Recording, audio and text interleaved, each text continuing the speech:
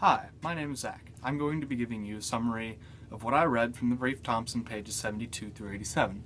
The first thing we're going to be going into is arguments. The main point of an argument is to persuade the reader to get to understand the author's points better. The thing the author has to do is find a common ground, a place where everyone can relate to and agree upon.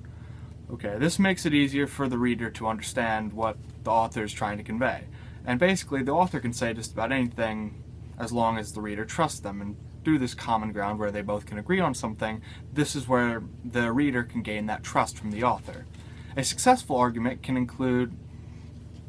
will include a claim, and the contested issue about a claim about the contested issue, and support for the claim of good reasons. Most arguments are widely disputable, so make sure that you explain any shortcomings that go along with your side.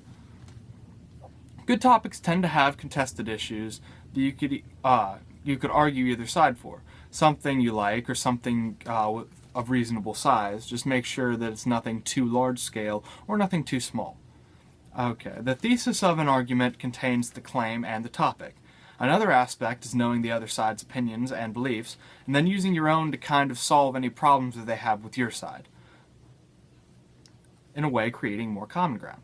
The next thing you're wanting to remember is that there are different types of audiences that you're going to be reading to, that you're going to be giving your word out to. First are the people that are opposed to what you're doing, opposed to the point that you're trying to get across. Whenever they read your thing, you're going to want to try and get the point across that will change their mind and go against what they're already thinking about what you're doing. The next are the people that already are on your side. Your main point there is to reinforce what you're already trying to say. Then lastly, there are the people who simply don't know. People who read kind of like I would, that just don't understand the whole idea of what's behind the thing, so you're trying to open-end everything, give a good understanding of both sides, and majorly support the own side that you're on. The biggest thing to do whenever you're in an argument, whenever you're trying to give an argument to someone else, is to make as much common ground as possible. Because if there isn't enough, there's going to be a lot of conflict between both groups, and not much will be accomplished, and your point will mostly be ignored. Finding common ground will make an easy place for both sides to agree upon, and make it easier for both sides to give their points. Next, a classical form of argument rests in the theory that we change our minds and come to believe in something new and a predictable pattern. First, it grabs our attention, then we analyze it. An effective argument includes reasons and evidence that you're asking readers to accept. Be very learned on the topic. Make sure you know as much as possible. Define difficult words that you don't understand because you didn't write it correctly.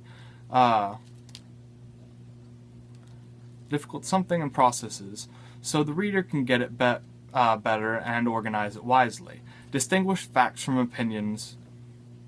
Facts are persuasive. Opinions are more believable. Whenever you think of facts, whenever you hear a lot of very big numbers, you're more inclined to believe them. Whenever you hear an opinion, it makes it kind of better to understand the side that's coming from, and easier to believe like what's happening is happening. Cite important information from the proper sources. Always cite the information you got this from. I got all this information straight from the brief Thompson. Yeah. Sponsor. Let's see. Remember these three things. Logos appeals to reason, ethos appeals to how credible you are, and pathos appeals to emotion. Very important. Remember to check for fallacies or incorrections inside of your arguments. They include problems like personally attacking someone or something. Don't jump on bandwagons, like do something because someone else is doing it. Don't make very large assumptions over something. Don't make very large assumptions without actually knowing what is the truth. Okay. Conceding is giving credit to the other side of an argument and discrediting your own. So, and openly admitting that you're wrong about something. That's a good and a bad thing because it will increase your own credibility, but it kind of proves that you were wrong about something. Refuting is openly questioning something that was got wrong on the opposing side. So if someone were to dispute something on my side, They'd be refuting something on my points that I got wrong, I guess. And then the last parts, in an essay exam question, you're showing your professor what you know. So understand what is asked, carefully outline what you're trying to get across, make sure everything is clear, and never forget to proofread. Boop.